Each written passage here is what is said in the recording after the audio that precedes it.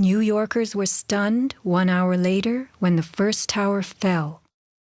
To the best of my knowledge, the considerations of the fuel in the airplane in terms of an explosion or a great fire was not considered. Now, we were not responsible for that aspect of the design. Imagine building expressly for airplane impact, but never thinking of the fuel.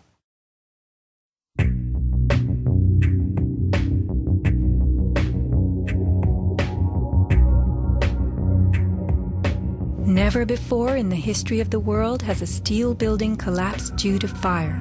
I have not seen, until recently, a protected steel structure that has collapsed in a fire. True infernos have raged hot and long in steel-framed buildings, but not one of the buildings ever came down. In 1975, the World Trade Center's North Tower suffered a nighttime fire that flamed for 3 hours, spreading vertically from floor to floor. It burned twice as long as the fires of 9/11 without even a hint of a building collapse.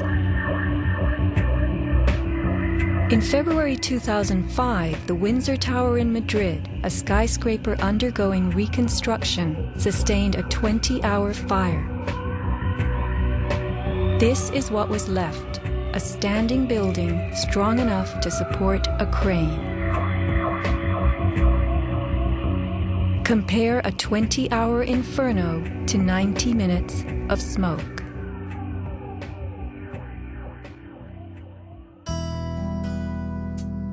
Why are buildings made of steel? Strong, light, and flexible steel frames offer many advantages over wood and concrete, especially where skyscrapers are concerned. Steel makes big buildings relatively light, with tremendous load-bearing capacity. The upper floors won't crush the floors beneath them, and steel holds up better to weather and fire. Most skyscrapers are built on steel or concrete frames, which is a grid of columns and beams that goes all the way through the building. The World Trade Center was different. It was what engineers call a tube structure. It was a very, very strong mesh of steel that surrounded the exterior. Inside, there was the core, a rectangle of 47 columns made of 4-inch thick steel at the base, thinning with increasing height. The cores combined might with ingenuity, anchoring the towers and allowing them to flex. Look at the size of this steel. Solid, prefabricated floor assemblies, welded metal floor pans placed on top of trusses both welded and bolted to the vertical frames.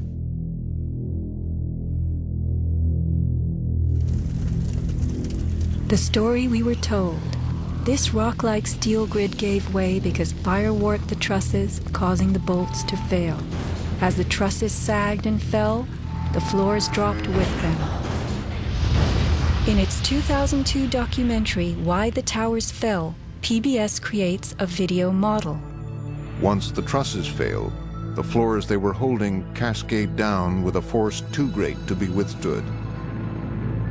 The result is what's called a progressive collapse, as each floor pancakes down onto the one below. What remains standing? The tall, indestructible core. Why does PBS fail to explain the complete disappearance of the Twin Towers cores?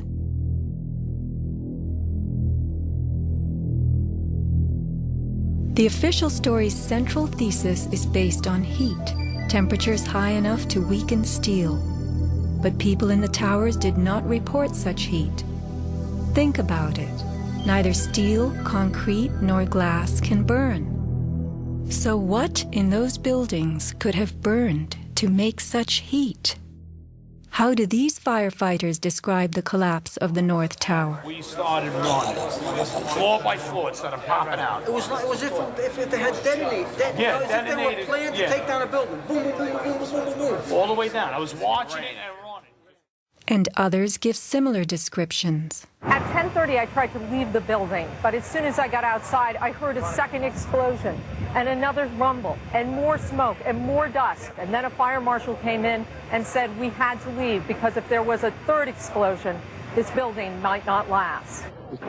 Like, it sounded like gunfire, you know, bang, bang, bang, bang, bang. And then all of a sudden, 3 big explosions. We started walking down the stairs. We made it to the 8th floor. Big explosion. Flew us back into the 8th floor. Do you know if it was an explosion or if it was a building collapse? To me, it sounded like an explosion, but it was a huge explosion. Chief Albert Turry told me that he was here after the events that took place this morning. He tried to get his men out as quickly as he could, but he said that there was another explosion which took place. And then an hour after, there was another explosion in one of the towers here. So according to his theory, he thinks that there were actually devices that were planted in the building. Reports of bombs in the buildings, explosions. A CBS reporter to Dan Rather. But I was coming toward the World Trade Center looking for CBS crews and asked a firefighter if he saw any. All of a sudden, there was a roll, an explosion, and we could see coming at us a ball of flame stories high.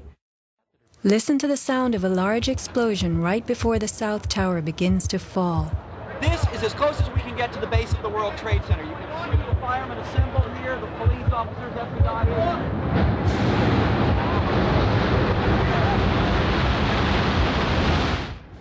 Sound reaches us after what we see. If the boom we just heard was the sound of the building collapsing, it would follow the collapse.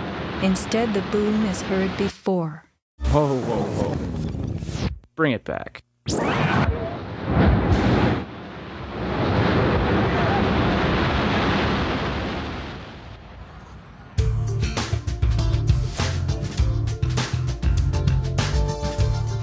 Let's consider the characteristics of steel.